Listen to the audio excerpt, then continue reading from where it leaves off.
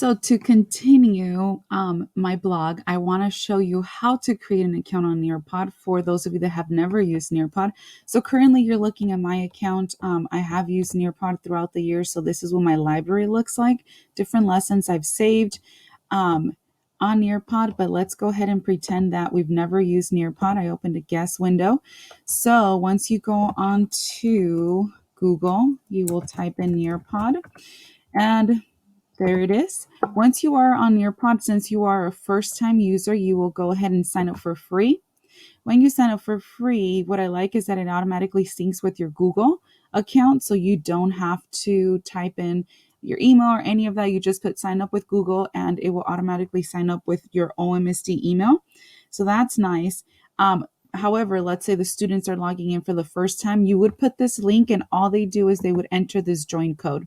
Or you can also share with them the link that includes the join code so they don't even have to do this. It's up to you. The students are not required to create an account because once they put in the join code, it just tells them log in and it asks for their name. They type their first and last name and then they're able to join.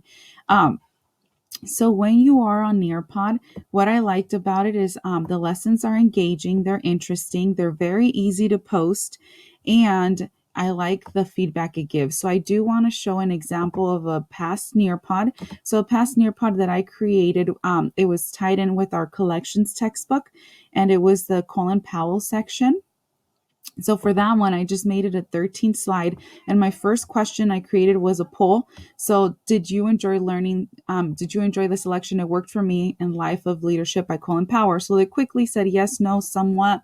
And they'll say no. And I added a picture of Colin Powell and you just go to Google and it allows you to upload pictures quickly.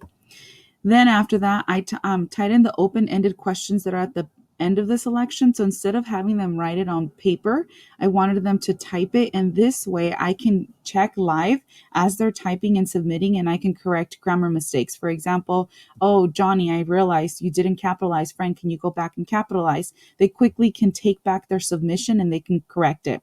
It's also nice because it gave us practice on typing. So we get used to always, pencil and paper, but we also have to make sure that they feel confident in their skills in typing. So that's another thing what I like about Nearpod. So I was able to copy the questions from the textbook. So what elements tell you that this selection is a memoir? What key ideas introduced are introduced in lines 1 through 8? Don't forget to cite your evidence. So the students would type their response. And then I went ahead and added the second question that is directly from our collections textbook. And they're explaining key ideas. But another thing that I really like is it allows you to go to virtual field trips. So in this selection, Colin Powell does talk about how his parents were immigrants, how they immigrated into New York. So here I was able to add a virtual field trip of New York City and what it looks like. And from here, they can see the skyscrapers. So they really enjoyed this because after reading it, they were able to actually visualize what the setting was like and some of the things that Colin Powell mentions. So more open-ended questions that come directly from our textbook or collections textbook.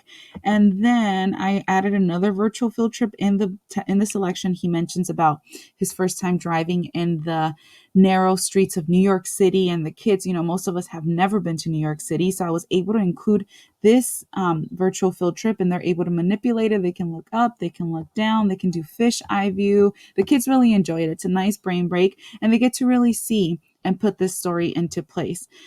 So this probably took me about 20 minutes, if that. And what I like is that I can now reuse it every year since that's a story that we read. And here, of course, I had to put a picture of the Statue of Liberty. When you think of New York, that comes to mind. But based on this Nearpod, here are the reports. And this is what I really like. So you guys notice the beginning, I asked them, okay, how many of you guys enjoyed the selection? And here's the poll. So about 77% of my students said yes, they enjoyed the selection.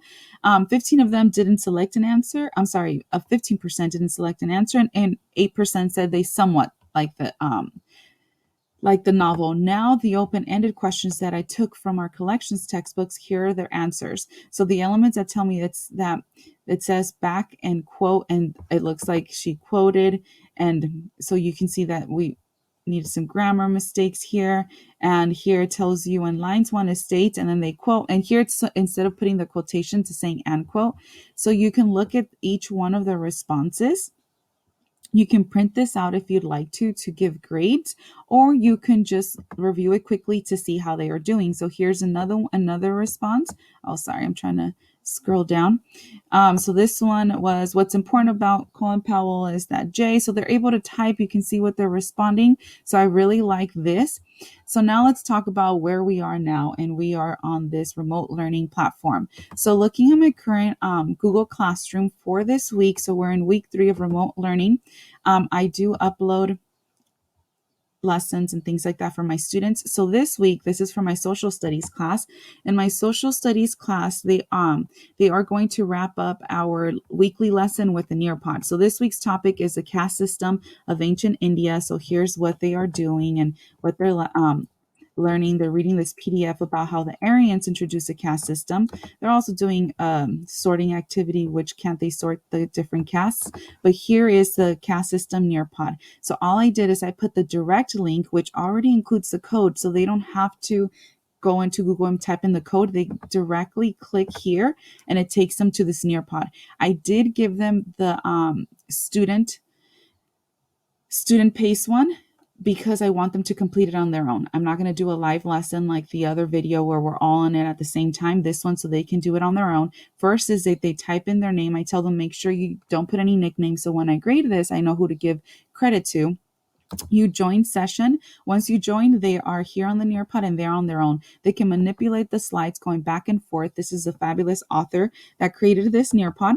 And here it talks about learning targets. Here it's take out a sheet of paper. They're going to review the caste system and different things. It has videos, additional review of what they learned this week throughout my weekly learning.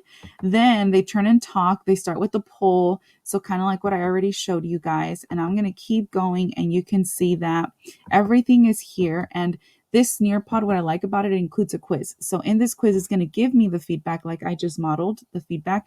The report. So then they answer the question, they move on. Let me review my answer and click an answer. So submit. So then it's submitted and it moves on. So it's really neat, and they're going to complete it on their own.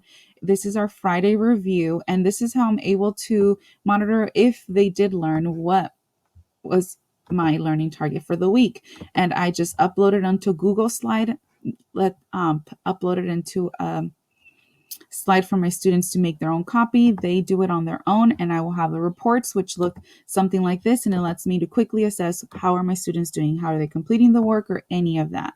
So Nearpod is awesome. I really enjoy it. And another great thing is that currently their library, most lessons are free right now because of the circumstance that we are in. So for English this week, I wanted to review mood and setting and vocabulary. If you're familiar with them, they're a great resource on YouTube. They have tons of lessons for English. So this week they're going to go through a vocabulary Nearpod lesson that was created by them, and they were able to do that. So what I've covered today is I showed you a Nearpod lesson that I created based on our collections textbook. And I also showed you an example of one that's already created on Nearpod. So last thing I do want to cover is if you want to explore their lessons, so you just go to Nearpod Lesson Library.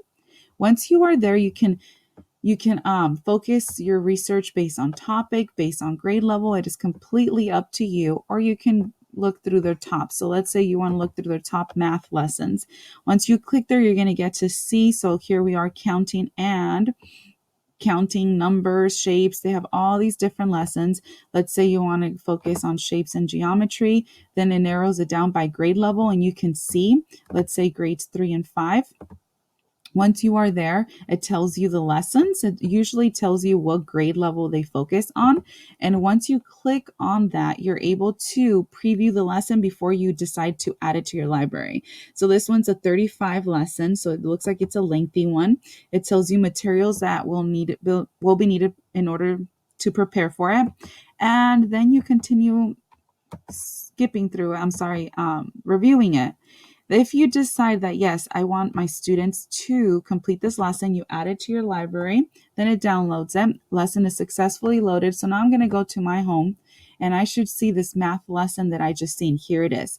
Let's say that I do want to post it just how I did with the CAS system. So if you're going to do a live lesson, that means that you are all going to be at the same time together live, or the student pace, which usually you have to pay for. So it's a nice thing that we have it for free right now. So you would do student paced.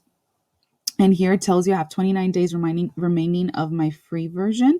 So all I do is I don't want to give my kids the code. I just want to give them the link like I did. So here it is. I copy it and I can post it onto my Google Classroom. I can post it into a Google slide, depending how you're uploading your assignments. So it is completely up to you. So this is Nearpod, and this is how you can use Nearpod. If you have any further questions, please feel free to ask. Email me. I've used Nearpod probably for the past 3, maybe 4 years. My students love it, particularly the live field trips. They really enjoy those. I think it's fun, it's interactive, and it's really helpful during this time. I hope you enjoyed reading my blog and watching my blog. Like I said, if you have any questions, please don't hesitate to ask. Have a wonderful day. I hope you are all staying safe and healthy, and I hope you're enjoying this cozy raining weather. Thank you. Bye-bye.